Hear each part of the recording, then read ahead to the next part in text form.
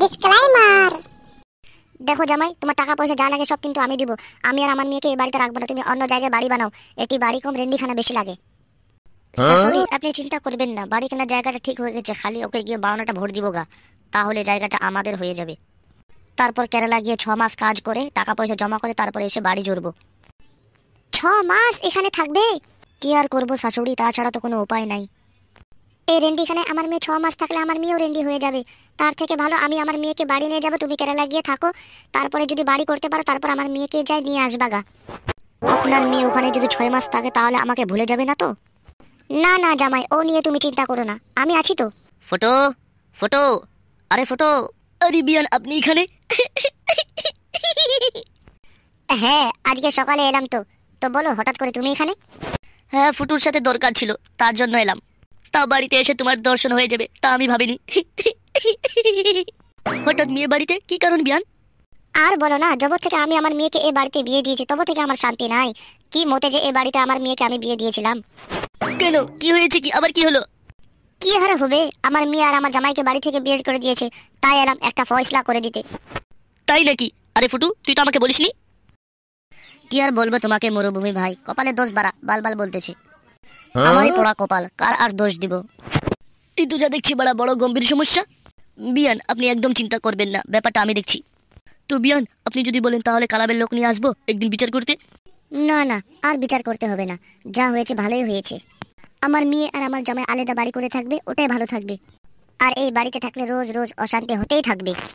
সত্যি বিয়ান, আপনার কথাটা ফেলার মতো না। আমারও মতে ওইটাই বলে, বাড়ি আলাদা করে নিলে ভালো। তা বিয়ান আপনি এখানে থাকবেন না, যাবেন? থাকবো বলতে কি, 2-4 দিন থাকবো, তারপরে বাড়ি চলে যাব। তাই না?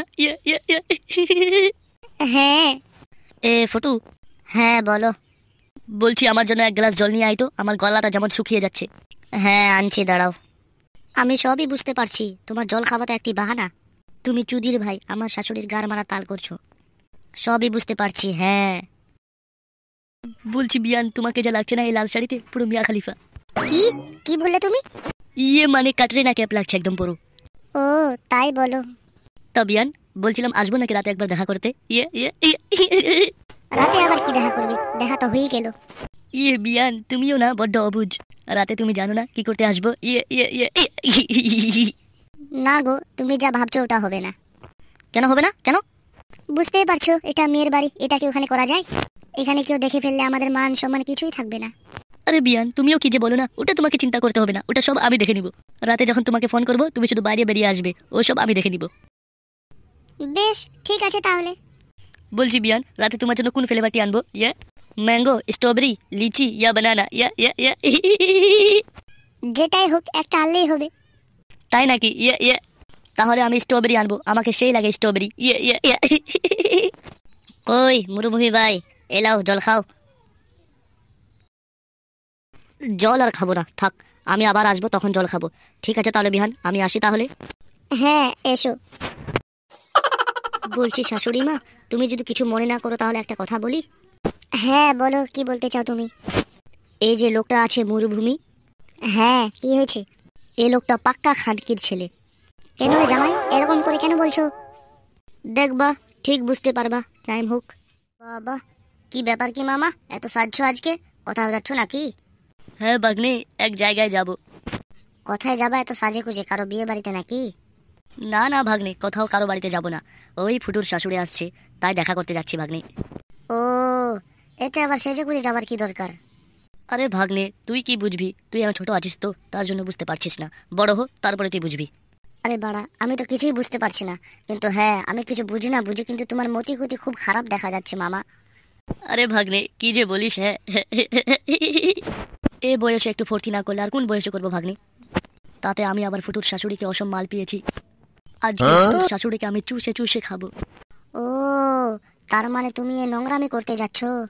আরে ভাগ্নে এটাকে নোংরামি বলে না, এটাকে বলে যৌবনের চাহিদা। দেখো আবার, তুমি আবার যৌবনের চাহিদা পূরণ করতে গিয়ে তুমি আমার ধরা পড়ে যেও না, তাহলে মা আর ফোসটাবে না। ধুর বাড়া, দিলি তো বাড়া মুডটা খারাপ করে। ভাগ্নে তোকে আমি বিশ্বাস করে বললাম, তুই আবার কাউকে বলিস না এগুলো কথা। বাড়া, আমি আবার কাকে কি বলতে যাব? কালু আর সাদা কুকুরকে কিছু বলিস না, ওরা যদি আসে তাহলে বলবি যে মামা পুজো করতে গেছে। ঠিক আছে ভাগ্নি, তাহলে আমি গেলাম। ঠিক আছে গো, ঠিক আছে বাড়া, আমি কাউকে বলবো না। ঠিক আছে আমি তাহলে চললাম। হ্যাঁ যাও। যে ফুটুর শাশুড়ির বেলা স্ট্রবেরি দিয়ে ফাটাবো, তারপরে সাথে একটা হট স্পাই ট্যাবলেটও খেয়ে নিব, তারপরে হবে মদ কানাঙ্গা নাচ। আমি আসছি বিয়ান, আমি আসছি, একটু দাঁড়াও, আমি আসছি। মামা মাঙ্গের নিচে হট হয়ে গেছে পুরা। কোন দিন যে কেস খেয়ে যাবে, মাও আর ফসকাবে না। ফুটুর শাশুড়ি যা ডেঞ্জের মাল, কি আর বলবো। তোমরা এসেছো, বসো। কি রে ভাগ্নে, তুই একা বসে আছিস? তোর মামা কোথায়? এ বাড়া, গার মেরেছে। বলে না, যেখানেই বাঘের ভয় সেখানেই সন্ধ্যা হয়। কি রে, কি এত ভাবছিস? মামা কোথায় বল? ইয়ে মানে মামা তো নেই। নেই মানে? তাহলে কোথায় গেছে? মামা গেছে মন্দিরে পুজো করতে। পুজো? তা আবার এই সন্ধ্যাবেলায়? তোর মামা আবার কোন মন্দিরে গেছে এই সন্ধ্যাবেলায় পুজো করতে? ইয়ে মানে তা আমি বলতে পারছি না, মামা আমাকে ঠিক বলে যায়নি। এ বাড়া, সব মন্দির তো 3টার সময় বন্ধ হয়ে যায়। এই আবার সন্ধ্যাবেলায় কোন মন্দিরে গেল পূজা করতে? আমি বুঝে গেছি, ওই গেছে কোন মন্দিরে পুজো করতে। তুই কি করে জানলি ওই কোথায় গেছে? সারা মরুভূমি কোনো মন্দিরে পুজো করতে যায়নি। তুই চল আমার সাথে, আমি সব কিছু বলছি তোকে। এ বাড়া, আজকে মামার গার মেরেছে। মামা আজকে ধরা খাবে লাগছে মনে হয়। তুই ঠিক বলছিস তো? মরুভূমি ফুটুকের বাড়িতে আছে?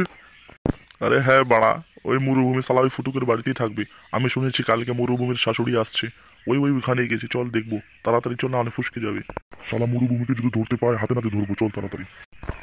তাড়াতাড়ি চল, ওই শালা মরুভূমিকে ধরতেই হবে আজকে।